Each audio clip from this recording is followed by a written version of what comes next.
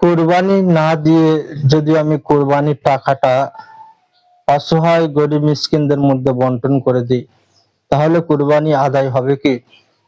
এর উত্তর হলো না, একদমই হবে না। কোরবানি ওয়াজিব, আপনাকে অবশ্যই কোরবানি দিতে হবে। কিন্তু আপনি যদি কোরবানি না দিয়ে সে টাকাটা অসহায় গরিব মিসকিনদের মধ্যে বন্টন করেন, সেক্ষেত্রে কোরবানি আদায় হবে না, আপনার ওয়াজিব ছাড়ার গুনাহ হবে।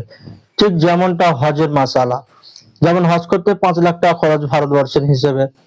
তো আপনি যদি মনে করেন আমি হজ না করে গরিব মিসকিনদের মধ্যে সে টাকাটা বন্টন করে দেবো, সেক্ষেত্রে আপনার হজ আদায় হবে না।